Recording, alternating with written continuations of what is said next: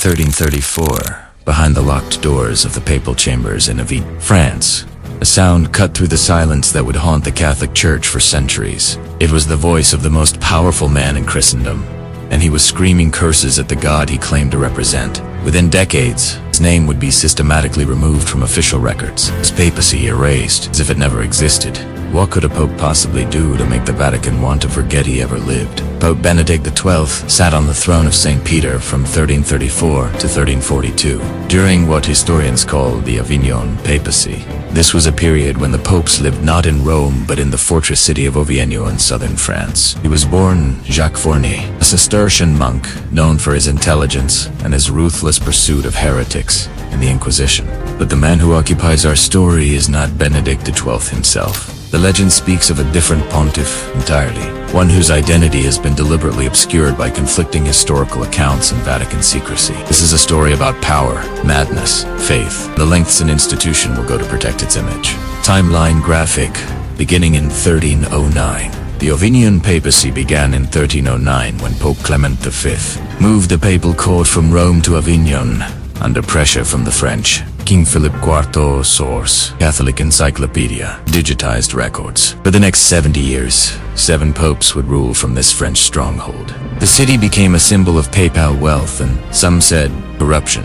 Gold flowed through the papal treasury while ordinary believers struggled through famine and plague. 1334. Jacques Fournier becomes Pope Benedict. Jacques Fournier was elected in December 1334. Chosen specifically because he was seen as a reformer. He had served as a bishop and inquisitor, famous for his meticulous records of heresy trials in the Languedoc region document, Fournier Register, preserved in Vatican Library. His election promised to return to discipline. He immediately began reforms, cutting papal spending, forbidding nepotism, and demanding that bishops actually live in their diocese, instead of collecting money from afar. But within months of his papacy, servants and clerics in the papal palace began reporting something disturbing. At night, particularly around midnight, they claimed to hear the Holy Father shouting from his private chapel. The words they reported were blasphemous, curses directed at God himself, accusations of abandonment and cruelty. Source: alleged accounts in Chronicles of Avignon 15th century compilation. Some said he demanded answers for the suffering in the world. Others claimed he challenged God to strike him down if he truly existed. The reports were kept strictly internal. Cardinals and advisors allegedly held emergency meetings. How could the Vicar of Christ curse the God he represented? Was this a test of faith? A demonic possession? Or was the weight of leading a fractured church during plague and war simply too much for one man's mind? According to later accounts discovered in regional archives, Benedict XII's behavior grew more erratic through 1335 and 1336. He would allegedly refuse to perform Mass for days, then conduct services with unusual intensity. Source: as of Cardinal Guillaume Court, fragments preserved in Bibliothèque Nationale de France. Some contemporary writers noted that he seemed tormented by the problem of evil, by reconciling an all-powerful, loving God with a world drowning in suffering. The Black Death had not yet arrived in Europe. Famine was widespread. The 100 Years' War was beginning. Benedict XII saw reports daily of violence, starvation, and suffering across Christendom. For a man trained in theology and philosophy, for someone who had spent years interrogating people about their faith, these contradictions may have become unbearable. 1337. Internal Vatican correspondence mentions spiritual crisis. By 1337. Internal correspondence allegedly referenced the Pope's spiritual crisis in Dark Night of the Soul document, referenced but not fully published in Papal Secrets by historian Gerald Pope. The midnight episodes reportedly continued. Guards were instructed to keep greater distance from his chambers. Visiting dignitaries were scheduled only for morning audiences. Then, in April 1342, Benedict XII died suddenly. The official cause was listed as natural illness, though he was only about 58 years old. Source: Papal death records, Vatican archives. Within hours, his body was prepared for burial. Within days, a new conclave was called. Within weeks, Clement VI was elected, a man known for his love of ceremony, art, and the exact opposite of Benedict's austere reforms. Here is what we can verify: Jacques Fournier, Pope Benedict XII did exist and ruled from 1334 to 1342, papacy is documented in thousands of surviving letters, bulls, and financial records source, Vatican Secret Archives catalog. He did conduct reforms, EDD, in 1342, and was buried in Avignon. The accounts of midnight cursing come from more problematic sources. The primary evidence appears in chronicles, written 50 to 100 years after his death, during periods when the Avignon Papacy was being criticized as corrupt and illegitimate document. Various 15th century chronicles. Reliability disputed by historians. Some of these texts are anonymous. Others come from writers with clear anti-papal political agendas. Infocard. Contemporary evidence.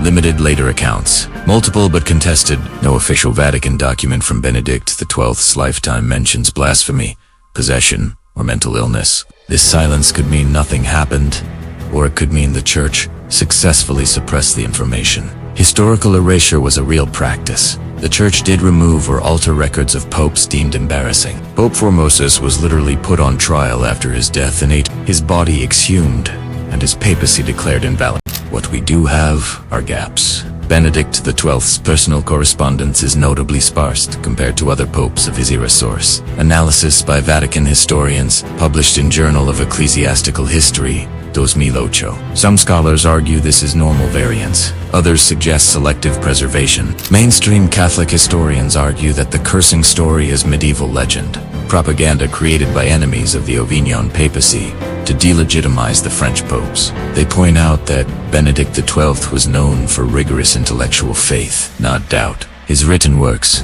show orthodox theology. The idea that he would curse God seems inconsistent with his character. Other historians take a middle position. They suggest Benedict may have experienced what we would now call a mental health crisis, depression or anxiety worsened by the enormous pressure of his role.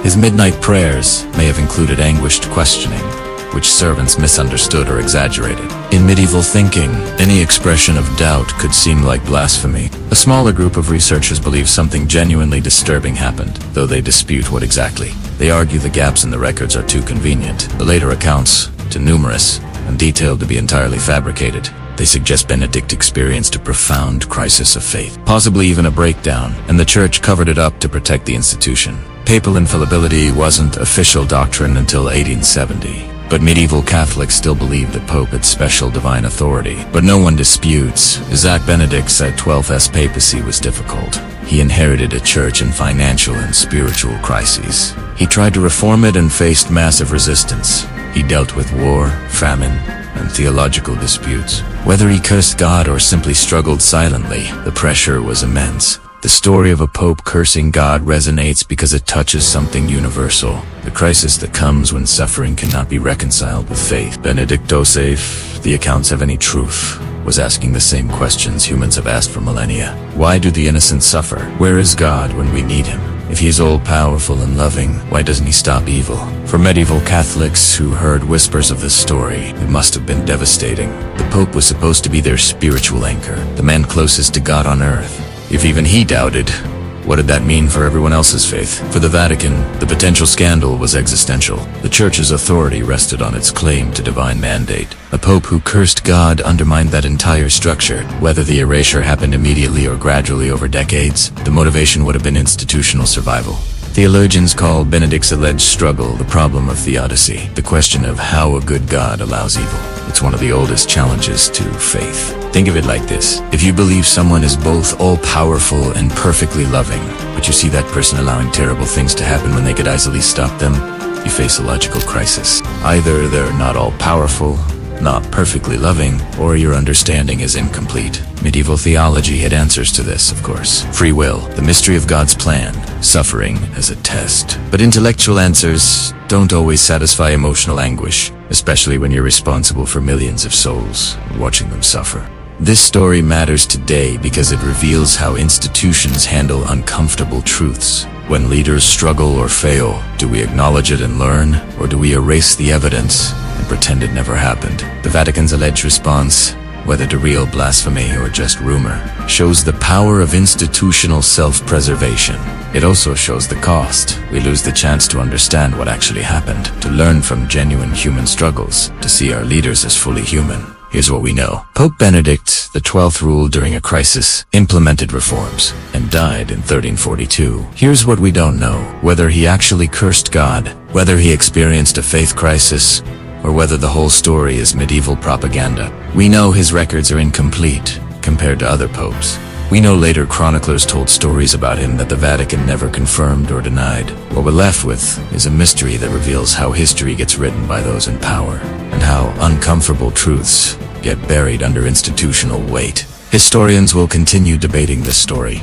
New archival research occasionally uncovers lost documents from this period. Digital analysis of surviving manuscripts might reveal alterations or erasures. The Vatican could release more documents from the Avignon period. The secret archives, now called the Apostolic Archives, have been slowly opening sections to scholars. Material from the 14th century might contain clarifying evidence. The Church will officially address this specific legend, even if evidence existed. Acknowledging a pope who cursed God would serve no institutional purpose. The story will likely remain in the category of historical mystery, neither confirmed nor fully debunked. The Pope who may have cursed God reminds us that even those who seem certain can be consumed by doubt, and that powerful institutions will always protect their image over historical truth. Whether Benedict XII actually blasphemed or simply suffered in silence, his story was too dangerous to preserve intact. If you found this story fascinating, watch our next video. The Vatican's Secret Archive. 5 documents they do not want you to see.